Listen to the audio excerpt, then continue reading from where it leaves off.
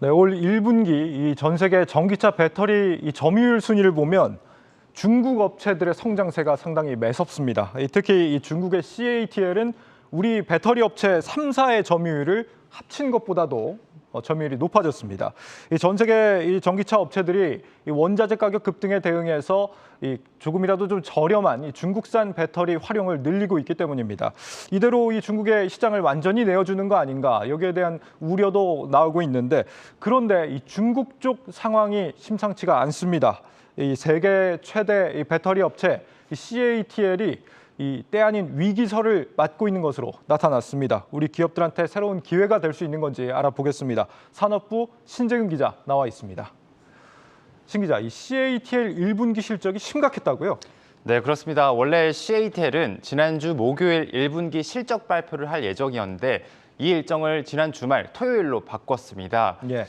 이로 인해 시장에서는 이 CATL 실적이 부진하기 때문에 시장 영향을 최소화하려는 의도 아니냐는 루머가 나돌았습니다. 이런 위기감 때문에 CATL 주가는 급락했고 또 실제 뚜껑을 열어보니 예상보다 훨씬 더 실적이 부진했습니다. 이 내용은 먼저 강미선 기자의 리포트로 확인해 보겠습니다. 경쟁력에 대한 우려가 불거지면서 CATL의 주가는 올 들어 40% 가까이 떨어졌습니다. 1분기 실적에 대한 우려가 커지자 실적 발표 날까지 주말로 미뤘지만 그 결과는 예상을 벗어나지 않았습니다. CATL의 1분기 매출은 153% 늘었지만 순이익은 23%나 줄었습니다. 이익은 시장 전망치보다 절반에도 못 미쳐 연초부터 이어진 위기론에 힘을 실었습니다. CATL은 배터리 소재 가격 급등과 코로나19로 인한 주요 도시 봉쇄를 이유로 들었지만 시장에선 경쟁력 자체를 의심하고 있습니다. 가장 큰 우려는 내수 시장에 대한 과도한 쏠림입니다. CATL은 내수 시장을 빼면 세계 점유율이 3위로 밀려나고 중국 정부의 전기차 보조금 지원 사업도 올해 연말로 끝이 납니다. 전 세계적인 공급망 재편과 생산 거점 지역화 움직임에 대응하지 못하고 있는 것도 치명적인 약점입니다. 내수 위주로 성장한 CATL은 전기차 핵심 지역인 북미, 유럽에 생산 기지가 없는데 독일 공장 가동마저 내년으로 늦춰지고 있습니다.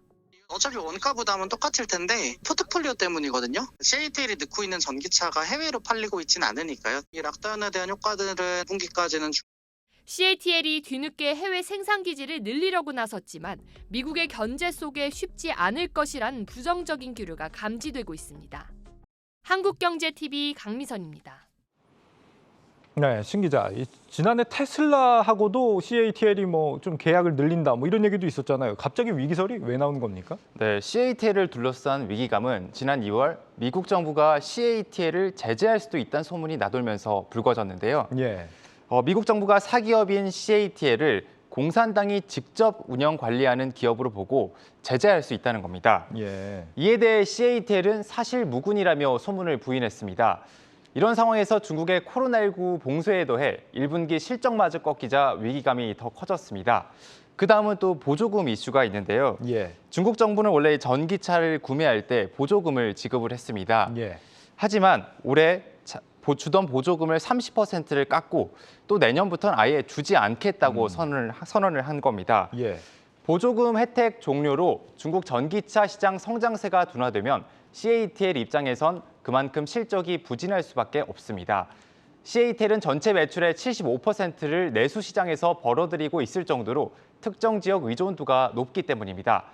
중국 정부는 지난해 주행거리 400km 차량은 350만 원, 400km 미만 차량에 대해선 250만 원의 보조금을 지원했습니다. 이로 인해 중국에선 작년에만 300만 대가 넘는 전기차가 판매됐습니다. 이는 전년도와 비교해서 2배 넘게 성장한 수치입니다. 그렇군요. 이 해외 전기차 업체들도 LFP 배터리잖아요. 중국산 배터리 좀 확대하고 나선 걸로 아는데 뭐 글로벌 진출을 좀 더 이 중국 기업들 좀 활발하게 하면 되는 거 아닌가요? 그렇습니다. 중국 내수 비중이 높기 때문에 중국 업체들도 해외 시장에 적극적으로 문을 두드리고 있습니다. 예. CATL은 작년 독일에 공장을 짓고 올해부터 이제 배터리 셀 생산에 들어갈 예정이었는데요. 하지만 EU 당국이 승인을 내주지 않아서 현재 공장 운영이 안 되는 상황입니다. 예. CATL은 미국에도 전기차 배터리 공장을 짓겠다고 발표했는데요. CATL이 LG 엔솔보다 늦게 해외 시장에 도전장을 내밀었지만 이에 대한 평가는 냉랭합니다. 미국과 중국이 정치적인 신경전을 벌이고 있는 상황에서 과연 미국이 손쉽게 CATL의 미국 진출을 허용할 거냐에 대해선 물음표가 붙습니다. 또 공장을 새로 지으면 수율 하락이 뒤따라올 수밖에 없기 때문에 수익성이 나빠질 가능성이 있습니다. 새로 지은 공장의 경우엔 습도와 열을 식혀주는 냉수 시설이 완벽하지 않기 때문에 초기 수율이 나쁘다는 게 배터리 회사 관계자들의 대체적인 견해입니다. 그렇군요. 배터리 공장 승인을 잘 안 내주는 모양이죠, 유럽에서. 뭐 특별한 이유가 있나요? 정치적인 이슈 때문에 아무래도 중국의 이 부상을 또 견제하려는 의도도 또 있고요. 예, 그런 의도가 아무래도 좀 크다고 볼 수 있습니다. 그렇군요. 또 미국 쪽 진출도 아무래도 좀 쉽지 않은 상황으로 보이고 배터리 기술력에 대한 얘기도 한번 해볼까요? 이 CATL이 주력으로 삼는 게 앞서 얘기했던 이 저가 배터리죠. LFP 배터리, 각형이라고 하나요? 그렇습니다. 예, LFP 배터리. 여전히 이거 잘 나갑니까? 그렇습니다. 앞서 앵커께서 짚어주셨던 것처럼 예. 현재도 LFP 배터리는 불티나게 또 팔리고 있습니다. 일단 1분기까지 전 세계 배터리 점유율을 보면요. 예, 화면에 나가고 있는데 CATL이 35%로 1등을 했고 예. 그 다음으로는 LG 엔솔이 15.9% 2등을 차지했습니다. 이 눈여겨볼 부분은 CATL은 작년에 점유율이 28%였는데 35%까지 올랐고요. 예. 반대로 LG 에너지 솔루션은 22%에서 15.9%로 떨어졌습니다. 예. 이 말은 즉슨 중국 CATL이 많이 쓰는 LFP 배터리 보급률이 여전히 견조하다는 걸 말을 해줍니다. 예. 물론 현재 LFP 배터리가 가성비를 앞세워서 시장을 주도하고 있는 건 사실입니다. 하지만 장기적으로 봤을 땐 우리 배터리 업체가 쓰는 NCM 배터리가 LFP 배터리를 앞설 수밖에 없다는 분석이 나옵니다.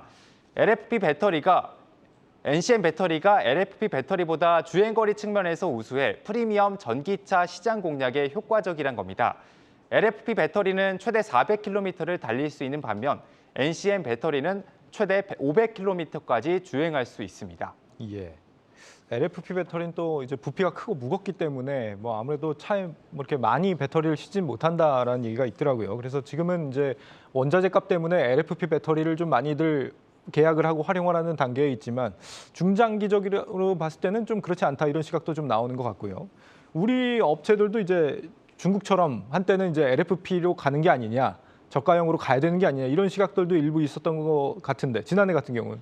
근데 결국에는 이제 기존 방식을 유지하면서 가격 경쟁력을 좀 높이는 그런 구조로 간다는 얘기입니다. 이 부분은 사실 좀 원자재 가격 부분하고도 좀 맞물려 있는 것 같기 때문에 원자재 가 상황이 좀 어떻게 풀리냐에 따라서 좀 달라질 것 같고 맞습니다. 이렇게 1위 업체가 이렇게 휘청하고 한다면은 우리 LG 에너지 솔루션 입장에서는 기회가 될 수 있는 거 아닙니까? 어떻습니까? 네, 그렇습니다. 지난해부터 이 중국 업체가 급부상을 했을 때 LG 에너지 솔루션은 중국 업체는 내수 비중이 높다는 점을 이유로 우리 갈 길 간다. 이런 입장이었습니다. 예. 그러면서 CATL과 달리 전 세계 골고루에 걸쳐 고객사를 갖추는 데 집중했습니다. 현재 글로벌 자동차 브랜드 상위 20개 중 13개 브랜드에 LG 에너지 솔루션의 배터리가 탑재되어 있습니다. 미국 브랜드 GM, 포드, 테슬라부터 독일 브랜드 BMW, 벤츠 등 우리가 흔히 아는 브랜드를 고객사로 두고 있습니다. 해외 완성차 업체에 배터리를 공급하는 비중이 높다 보니 LG 엔솔의 해외 매출 비중은 95%에 이릅니다. LG 엔솔은 완성차 회사와 합작 법인도 설립을 하고 있는데요. 앞서 GM과 미국의 합작 법인을 3곳 세웠고 스텔란티스와도 합작 법인을 만들었습니다. 여기에 중국산 배터리 원재료 비중을 낮추기 위해 공급망 다변화도 하고 있습니다. LG 엔솔은 최근 LG화학, 포스코 등과 컨소시엄을 구성하고 인도네시아에 11조 원 규모의 배터리 밸류 체인을 구축했습니다. 배터리 핵심 소재인 니켈 등 광물 확보부터 배터리 셀 생산까지 전 과정을 하나의 연결고리로 구축하겠다는 겁니다. 네. 또 호주 광산 업체로부터 전기차 250만 대분을 만들 수 있는 리튬을 앞으로 5년간 받기로 했습니다.